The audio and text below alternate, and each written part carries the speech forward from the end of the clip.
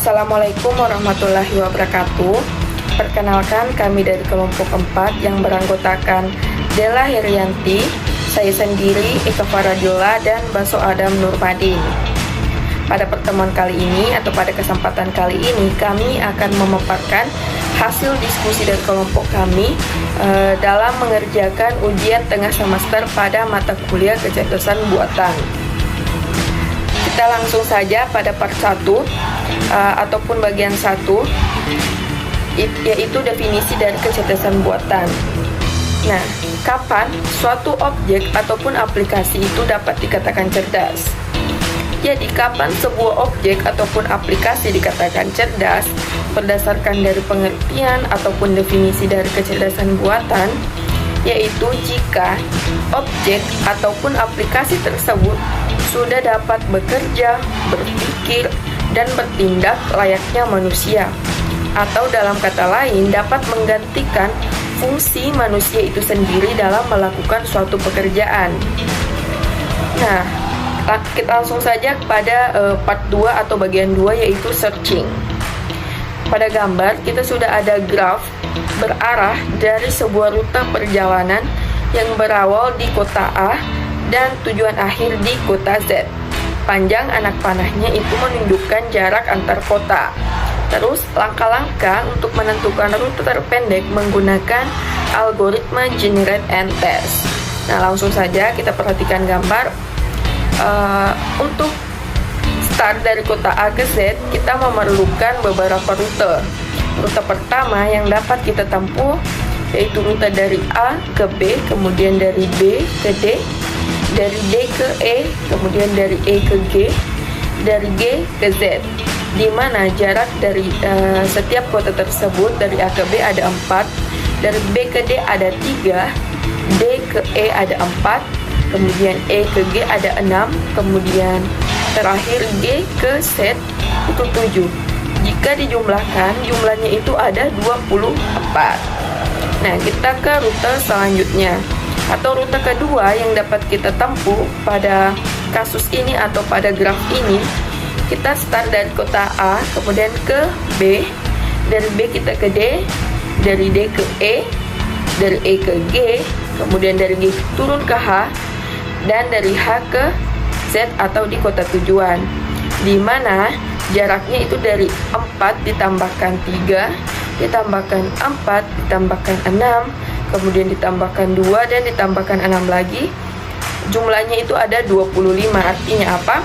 Bahwa rute kedua ini lebih panjang dibandingkan rute yang pertama tadi, di mana rute pertama hanya 24. Kemudian rute selanjutnya atau rute yang ketiga yaitu dari kota A kemudian turun ke kota C, dari C ke E, kemudian dari E ke G, kemudian dari kota G ke kota tujuan yaitu Z. Jika dijumlahkan 5 ditambahkan 3 ditambahkan 6 ditambahkan 7, jumlahnya itu 21. Jadi bisa kita simpulkan dari sejauh ini rute yang paling pendek yaitu rute yang ketiga ini, di mana jumlahnya 21. Jika sebelumnya tadi rute pertama 24, kemudian rute kedua 25. Nah, kemudian masih ada rute yang bisa kita tempuh dari kota A kemudian ke kota C, dari C ke kota E, kemudian dari kota E ke kota G, kemudian G ke H, kemudian H sampai ke tujuan atau Z, di mana jika dijumlahkan yaitu 5 ditambahkan 3 ditambahkan 6 ditambahkan 2 kemudian ditambahkan 6 lagi, jumlahnya 22.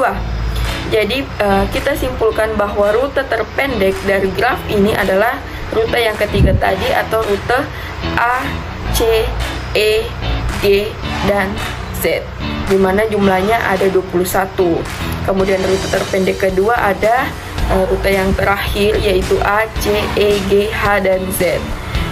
Begitu seterusnya, rute yang pertama menjadi rute terpendek ketiga, dan yang terakhir itu tadi rute yang kedua. Baik, selanjutnya saya akan menjelaskan mengenai part 2 yaitu searching, yang mana Di sini kita akan menggunakan algoritma ASTAR untuk menentukan rute dari S ke G, yang mana dapat dilihat soalnya seperti gambar di atas. Hasil dari kelompok kami, jawabannya yaitu menggunakan sebuah rumus, yang mana di sini ASTAR-nya yaitu menggunakan rumus Fn sama dengan Hn tambah Gn, yang mana di sini Hn adalah biaya yang sudah ditempuh dan Gn adalah estimasi biaya untuk menuju ke tujuan. Hal yang paling pertama dilakukan dari kelompok kami adalah menentukan initial state-nya, yang mana di sini initial state-nya sudah jelas adalah S, dan goal state-nya atau tujuan yang ingin dicapai adalah rute ke G. Dapat dilihat di sini rute pertama yang kami gunakan adalah rute dari S ke A ke G yang mendapatkan nilai yaitu 100. Kemudian untuk nilai yang berada dalam tanda kurung merupakan biaya yang sudah ditempuh. Kemudian untuk angka 0 merupakan estimasi biaya untuk menuju ke tujuan, yang mana di sini adalah goal state-nya yang mana bernilai 0. Kemudian ada dari rute yang kedua yaitu rute dimulai dari S, A, B, F, K, dan G yang merupakan nilai paling rendah yaitu 95. Kemudian ada rute dari S, B, F, K, dan G yang mana kelompok kami mendapatkan nilai sebesar 100. Kemudian ada rute S, B, K, dan G yang mendapatkan nilai sebesar 105. Kemudian ada rute dari S, C, H, L, dan G yang mana di sini mendapatkan rute sebesar 135 jumlah nilainya. Kemudian ada dari rute S, D, H, L, dan G yang mendapatkan nilai sebesar 125.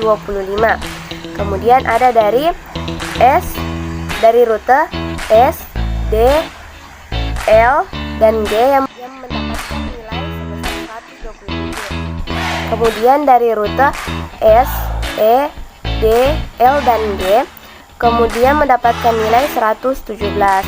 Kemudian ada lagi dari rute S, E, D, H, L, dan G yang mendapatkan nilai sebesar 115. Dan yang terakhir, rute yang terakhir yaitu dimulai dari S, E, J, M, dan D yang mana mendapatkan nilai 150. Jadi hasil diskusi dari kelompok kami mengenai jawaban part 2 seksi ini menggunakan algoritma ASTAR, yaitu pada urutan rute yang kedua yaitu urutan S, A, B, F, K, dan G yang mana menggunakan rute paling terpendek yaitu mendapatkan nilai sebesar 95 di antara 10 rute yang telah kami temukan. Kali ini saya akan membacakan part 3 yaitu representasi pengetahuan, yang dimana pada representasi pengetahuan kali ini ada dua bagian yang akan saya jelaskan. Langsung saja sama kita masuk ke bagian pertama. Nah, pada konsep tentang jaringan semantik, bahwasanya seorang dosen bertanya kepada mahasiswanya mengenai pola jaringan semantik. Adapun dalam sistem ingatan mahasiswa dipetakan melalui serangkaian jawaban mahasiswa sebagai berikut: bersayap, bisa terbang, bertelur, berkaki dua, ada yang bisa berkicau, ada yang tidak, ada yang makan biji-bijian, makan buah-buahan, ada yang makan daging bangkai. Berikut diagram semantik yang telah akan buat. Nah, pada tampilan berikut di sini sudah ada burung yang berada di tengah. Jadi pada pola semantik tadi bahwasanya burung dapat bertelur, burung memakan biji-bijian, burung memakan buah-buahan, burung dapat berkicau, burung tidak bisa berkicau, burung makan daging berupa bangkai, burung berkaki dua, dan burung punya sayap dan bisa terbang. Lanjut ke bagian 2, representasi pengetahuan. Adapun di sini representasi pengetahuan menggunakan frame untuk menggambarkan objek. Jadi yang kami pilih itu adalah tanah hotel. Berikut pada deskripsi frame untuk kamar hotel. Yang pertama, pada tabel pertama ini ada kamar hotel, spesialisasi dari kamar, tempat hotel, isi kursi hotel, telepon hotel, dan ranjang hotel. Yang dimana dijabarkan menjadi 3 lagi. Yang pertama itu kursi hotel, yang dimana spesialisasi dari kursi tinggi 20-40 cm, jumlah kaki 4, kegunaan tempat duduk. Yang kedua, telepon hotel, di mana spesialisasi dari telepon, kegunaan memanggil pelayan kamar, pembayaran melalui kamar. Yang ketiga, ranjang hotel, spesialisasi dari ranjang, kegunaan tempat tidur, bagian dari kasur. Pada bagian kasur dijabarkan lagi, yaitu kasur super kelas bantal, penetapan perusahaan. Mungkin itu yang sempat saya sampaikan. Lebih dan kurangnya mohon dimaafkan. Wassalamualaikum warahmatullahi wabarakatuh.